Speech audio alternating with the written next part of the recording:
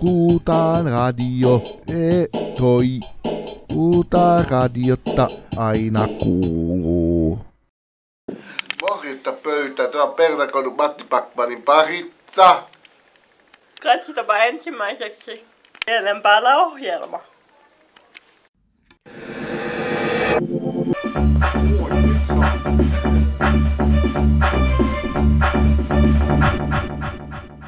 Kuusan radio mielen päällä. Morjes ja hyvää huomenta kaikille. Tämä on mielen päällä ohjelma. Mikäs meillä on tänään mielen päällä? Paralympiakilpailut. No mikä se on? Vammaiturheilun paraolympiaat. Ne yritetään vetää vartalin olympiaiden jälkeen. Eli siis samana vuonna kun olympialaiset järjestetään myös paraolympialaiset.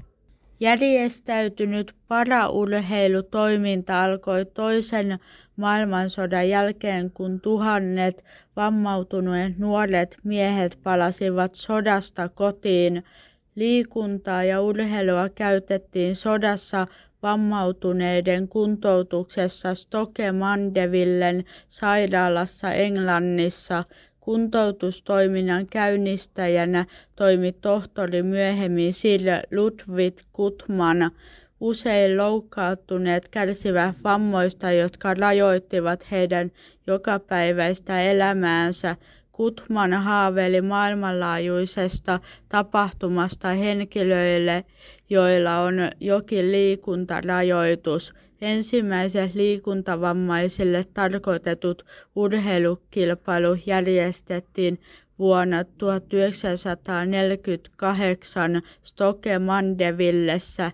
Toiminta laajeni pian kansainväliseksi ja ensimmäiset paralympialaiset järjestettiin Roomassa 1960. Rooman kisoihin osallistui 400 urheilijaa 23 maasta. Lajeja oli tuolloin 8, joista 6 on edelleenkin paralympialaisten lajeina: jousiammunta, uinti, miekkailu, koripallo, pöytätennis ja yleisurheilu. Aika paljon on ollut lajeja. No mitä lajeja se on nykyään? Eli näiden 6 mainitun lisäksi näitä on aika paljon. Erikseen on kesä- ja talvilajit. Jospa keskityttäisiin nyt kesälajeihin, koska kesäkilpailuthan nyt juuri olivat. Ja ovat käynnissä edelleen. Kesäparalympialajit: ampuma, urheilu, pokki ja istuma, lentopallo, jousiammunta, judo, maalipallo, melonta, näkövammaisten jalkapallo, pyöräily, pyörätuoli, koripallo, pyörätuoli, miekkailu, pyörätuoli, rugby, pyörätuoli, tennis, pöytätennis, ratsastus, soutu, sulkapallo, taekwondo, triathlon, uinti, voimannosto, yleisurheilu. Ei noita ulkoa muittaiti. Mikä ihmeen pokkia? Oikeastaan se on bojaa. Ja sehän on vähän samankaltainen kuin petanque. Petanque. Eli laji, jossa heitellään pienempää palloa isommilla palloilla. Tai oikeammin kuulilla. Onko sulla enemmän tietoa tästä bojaan säännöistä?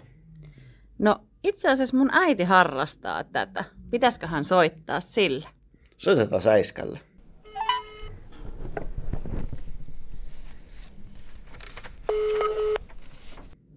Moi äiti.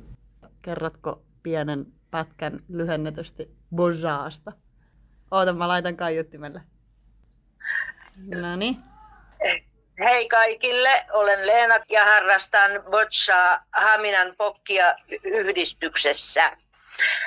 Boccia on joukkuepeli. Siinä on 3 sinistä pelaajaa ja 3 punaista pelaajaa. Ja tosiaan siinä heitetään se valkoinen pallo kentälle ensiksi, sitten heittää se punainen pallo ensiksi perään ja sen jälkeen heittää sininen pallo. Ihan kuka tahansa niistä 3 voi heittää sen sinisen pallon. Ja yritetään lähelle valkoista palloa heitetään. Ja aina sitten on tuomari, jolla on semmoinen harpin näköinen keppi, millä mitataan kumpi pallo on lähempänä valkoista. Eli se pallo johtaa ja silloin se toinen väri heittää. Eli se voisi nyt olla sitten vaikka, että sininen heittää uudestaan, kun se oli kauempana valkoista palloa kuin se ensimmäinen punainen pallo. Ja niin jatketaan peliä niin kauan, kun ne kaikki on heittänyt ne pallot. 6 pelaajaa yhteensä kentällä, niin niitä väripalloja on silloin 6 punaista ja 6 sinistä. Ja se voittaa, joka pääsee lähempänä valkoiseen. Ja se on niin kuin voittaa aina sen yhden erän. Kun on 6 heittäjää, niin kaikki 6 heittäjää heittää vuorollaan sen valkoisen pallon. Ai niin se valkoinen pallo heitetään aina joka kerta uudestaan sinne? Joo. Se on niin kuin maalipalloksi sitä sanotaan. Niin sitten sen jälkeen se on niin kuin 6 ihmistä heittää, niin sitten se peli on niin kuin loppu. Mutta sitä voi heittää kahdestaankin, taikka sitten 4 pelaajaa, eli 2 paria on sillä, tai 1 paripeli niin sanotusti. Kauan kestää 1 erä? 15-20 minuuttia. Okei. Kentän koko en muista, mutta on kumminkin heittoruudun paikka on 1 metri leveyttä. Eli kentän leveys on yhteensä 6 metriä silloin. Mutta pituutta en muista tähän hätään. Ne löytyy varmaan boccian säännöistä sitten ihan erikseen netistä. Kentän koko. Onko tämä kontaktilaji? Ei. Palloa heitetään ja jos ei nyt tuomariin osu, tuomarin pitää osata väistää ja katsojat. Eli tämä saattaa olla myös kontaktilaji? No se voi olla, että miten kukakin heittää palloa, mutta tarkoituksellahan ei saa heittää päin ketään, että sitä valkoista palloa kohti heitetään. Okei, se oli sellainen kevennys. Kevennys tähän. Joo. Okei. Hei, kiitos paljon. Kysymyksiä sitten saa laittaa. Joo, okei. Kiitoksia paljon. Kiitos, heippa. Heippa. No hit. Mielenkiintoista. Mikä sitten on maalipallo? Varmaankin, jos pallo menee maaliin. Katsotaan oikeasti, mikä se on. Maalipallo on kesäparalympialaji näkövammaisille urheilijoille. Peliä pelataan 6-henkisin joukkueen, joissa 3 on kerrallaan kentällä.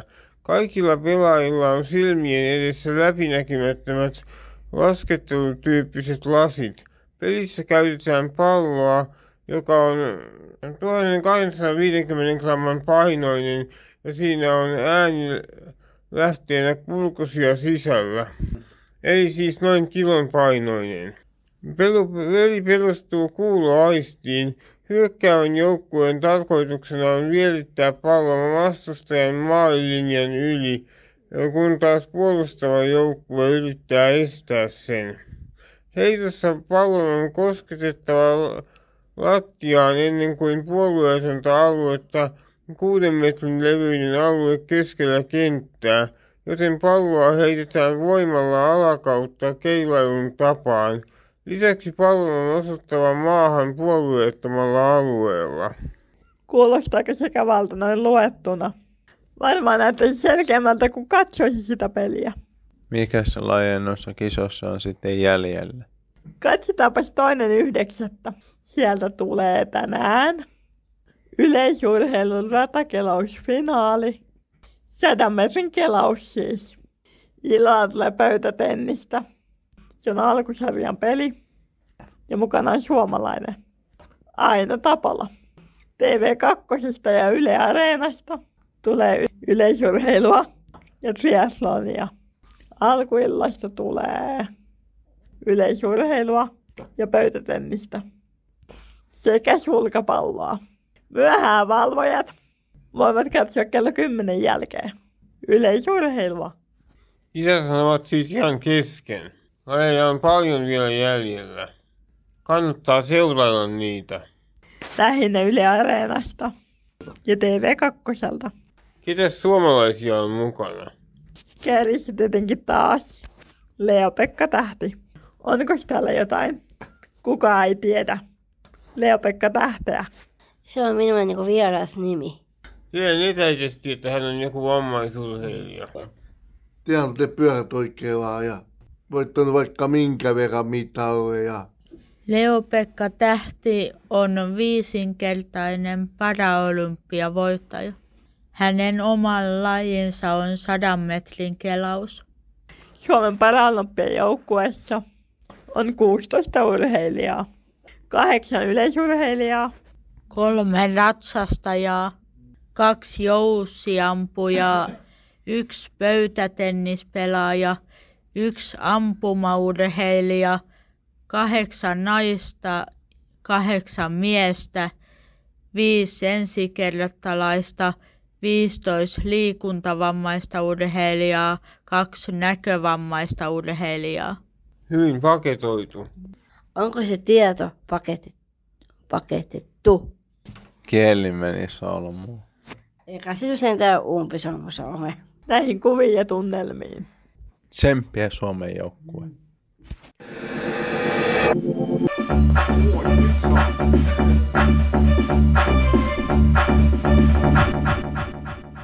Kuusan radio mielen päällä. Oletko JP seurannut kisoja? Kyllä. Aion saada tänäkin viikonloppuun. Mikä se on mielenkiintoisin laji? Ehkä uinti. Minusta on keihäänheitto. Joo, se onkin hieno laji.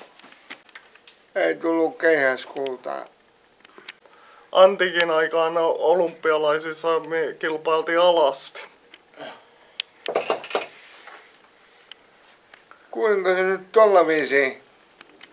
Tookassa oli varmaan liian vaikea juosta. Eikö kisossa ollut ollenkaan naisia?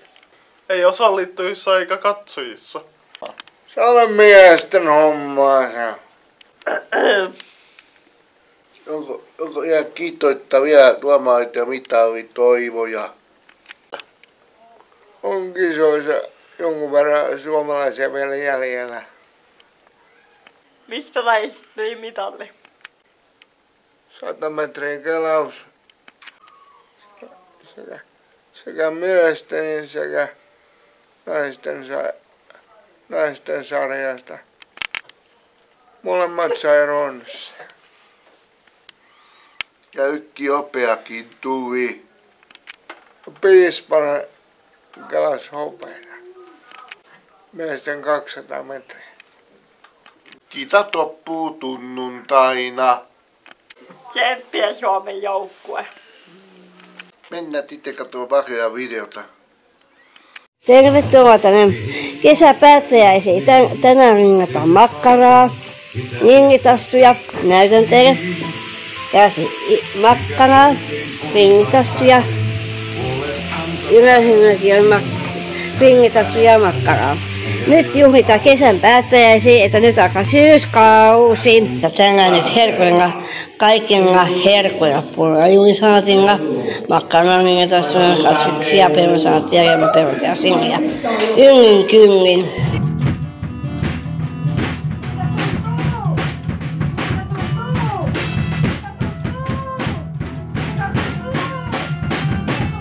Mitä sinulle kuuluu? No kiitos, minulle kuuluu ihan hyvää. Minulla on kesäloma pidetty ja olen palannut takaisin töihin. Millaista on sinun työsi? Minun työ on tosi monipuolista. Olen kehitysvammaistyön pappina ja toimin tässä Kouvolan alueella ja sitten oikeastaan koko Kymenlaakson ja myös Etelä-Karjalan alueella. Onko papin työ ollut kiva ammatti? Kyllä se on ollut kiva ammatti. Minä olen tykännyt tästä työstä ihan tosi paljon ja tykkään edelleen. Onko käynyt mitään hassua mokaa töissä? Ja kerran monta vuotta sitten unohdin mennä yhdelle viikonlopulle, minkä minä olin sopinut. Ja sitten muut ihmiset oli tullut sinne, mutta pappia ei näkynytkään missään. Okei. Se oli aika semmoinen kommellus. Onneksi siitäkin selvittiin. Niin. Mitä harrastat? Minä harrastan koiran kanssa ulkoilua ja polkupyöräilyä ja metsästystä. Mikä sinun lempi elokuva on? Vaikea kysymys, kun hyviä elokuvia on niin paljon. Minkähän minä sanoisin? Vaikka Taru Sormusten herrasta. Se on kyllä tosi hyvä. Tai ne kaikki 3 elokuvaa. Mistä olet saanut Sansa-koiran? Se minun Sansa-koira on, me ollaan ihan ostettu se meille. Se tuli meille pentuna ja se on tuolta Mikkelin läheltä ostettu. Sieltä minä olen sen hankkinut. Okei. Mistä musiikista pidät? No, minä tykkään rockista ja metallista, mutta kyllä minä joskus kuuntelen vaikka hip-hoppia tai iskelmääkin. Kaikenlainen musiikki menee. Joo. Onko sinulla mitään unelmia ja haaveita? Minä haluaisin joskus päästä käymään Australiassa. Okei, se on kiva maa varmaan. Kyllä se varmaan on, mutta se on hirveän kaukana. Hirveän kaukana, ihan toisella puolella maapalloa. Olisi kiva nähdä kenguru livenä. Oletko koskaan katsonut Heinämäkeä? Olen katsonut sen Leijona-tuuliviiri elokuvan. Niin, minullakin on se sama elokuva. Joo, se on tosi hyvä elokuva. Niin on. Kiitos tästä haastattelusta. Kiitoksia, olkaapa vain hyvä. Autoissa on nykyään kivät. Toisella puolella maapallo on eri vuoden aika. Jos ei sitä tehdä, niin siinä pitää mennä kahville. Sumpitauko? Ei kun kahvitauko.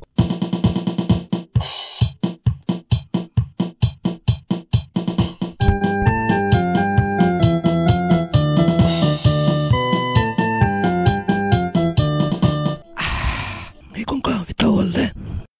Oikein hyvää huomenta. Tänään puhutaan lemmikeistä. Onko teillä kellään ollut lemmikkiä tai onko? Meillä on ollut 2 kääpiönausseria. Niiden nimet oli Pele ja Vili. Nyt on Nakken-niminen koira. Mikäs Nakke on totultaan? Kääpiönausseri. Kerro minkälainen kääpiösnäytseri. Sillä on pieni musta koira. Kerro sen luonteesta. Äkkipikainen ja se on kova sähläämään. Mites kaikki olette Naken kanssa touhunnut? Ollaan ulkoilussa, käytiin Kotkassa perjantaina. Tykkäisikö Nakke olla auton kyydissä? Tykkäsin olla. Missä te ulkoitte Naken kanssa Kotkassa? Sapokan vesipuistossa. Tuliko muita koiria vastaan? Tulee. Haukkuiko toisilleen? Haukkuu. Minulla tai perheelläni ei ole koskaan ollut lemmikkiä. On meillä joskus ollut pari undulaattiakin. Kerropa niistä. Ja piti Mekkalaa yöllä, ei saanut nukuttua. Miten ne söi? Salaattia ja undulaattiruokaa. Ai jotain siemenjuttuja. Niin. Onkin semmoisesta tangoista. Oliko niillä undulaateilla nimet? Oli Siiri ja Saku. Onko teillä ollut mitään lemmikkiä? On meillä edelleen 2 koiraa. Minkä rotusia? Kottende duleaar, eikä valkoisia. Minkä kokoisia?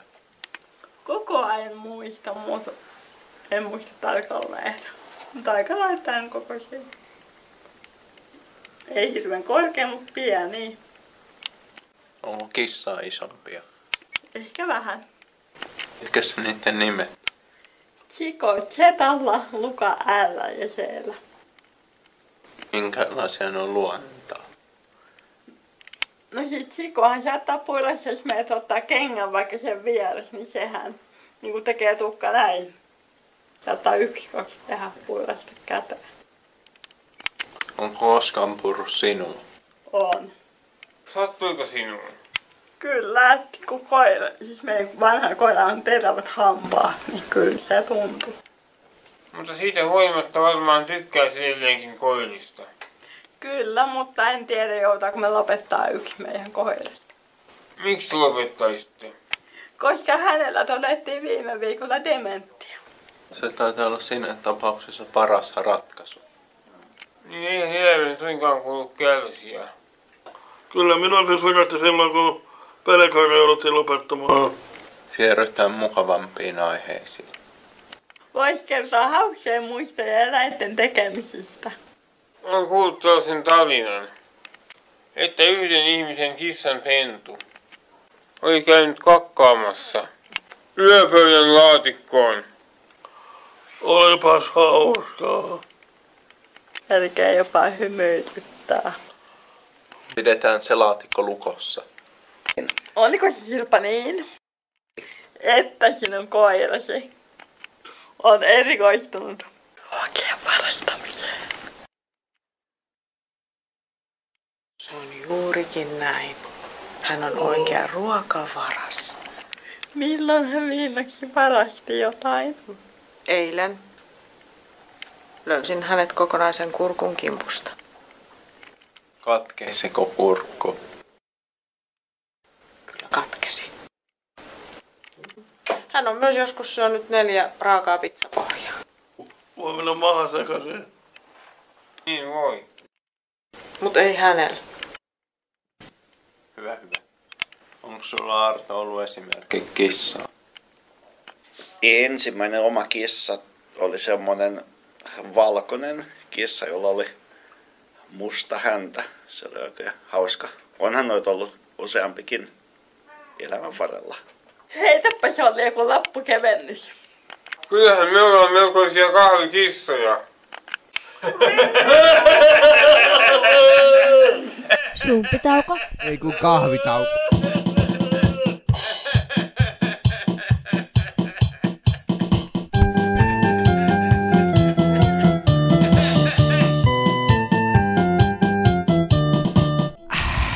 Viikon kahvitauolle.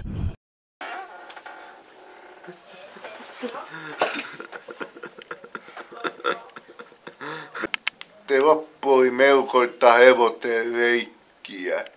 Nyt otan kaiken mitä tarjotaan. Sit aion vikan kerran lopettaa. Vannon kaikki muuttuu huomenna ja huominen on vasta aamulla. Saman aikaan turta. Käydäänpäs Kuusanpännin treenikämpällä. Etelästä pohjoiseen on yksin ajatusten raunioilla. Ikuisesti kolisevat sanat tyhjyyteen on jälleen tuskan viitta hartioilla. Sun kanssas katson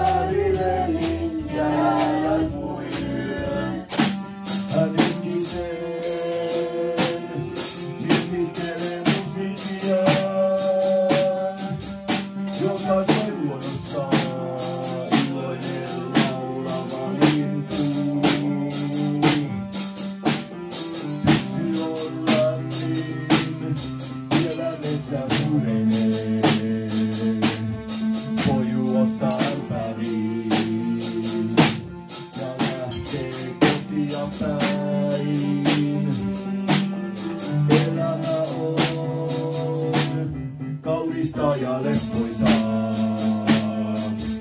Kuka kukki kuolee pois, on tullut syksy. Tykkyitten rauhojen myötä päätämme tämän lähetykkeen. Hyvää viikonloppua! Kuutaan radio, toi. Uutta radiota aina kuuluu.